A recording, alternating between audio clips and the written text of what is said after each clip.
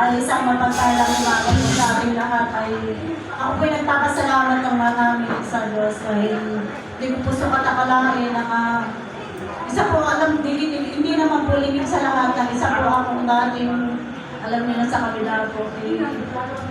Kumbaga, natutuwa po ako sa Diyos kasi sabi ko po kung saan niya po ako dalhin, susunod po ako. Hindi ko po sa katakalain na dito po ako dadalhin ng Diyos. Napakabuti po ng Diyos. Blessed na blessed po ako sobra. Salamat po sa Diyos at hindi ko po sa katakalain na masasama ako dun sa retreat. At ito po natin, sabi ko nga, ayoko kasi kumbaga, hindi ko po sa katakalain na talagang ang Diyos ay pag tumino sa buhay mo, wala kang gagawin kundi sumunod. Napakabuti po ng Diyos kasi kumbaga sa 2 araw po na retreat doon, napakarami kong natutunan. Kumbaga doon po nagkaroon ng kapayapaan ng aking puso, ang aking isip. Kumbaga, lalo pong, doon pa man po, sobrang ano na po ako sa Diyos. Pero po sa 2 araw po na yun, mas lalo ko pong naramdaman ang pagyakap sa akin ng Diyos. Sobra.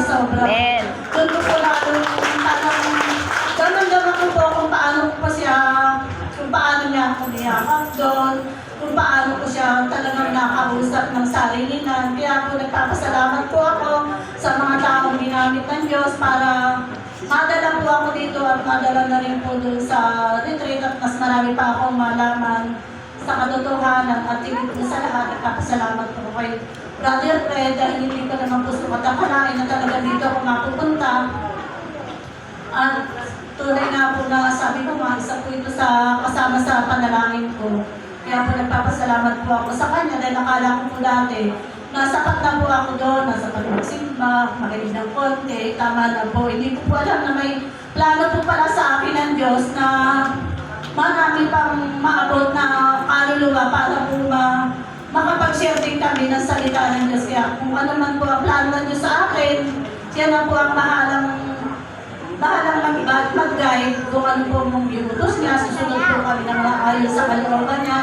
Sabi nga po ni Pastor din na hindi po natatapos doon sa 2 araw na retreat namin, kundi kumbaga dito po sa labas, mas lalo kaming susubukin. Kaya po hiling ko sa Diyos na nawa po sa paglakad namin dito sa pang-araw-araw namin buhay, guide niya po kami patungo sa tamang landas na aming tatakarin. Yun lang po at maraming salamat. Amen. Amen.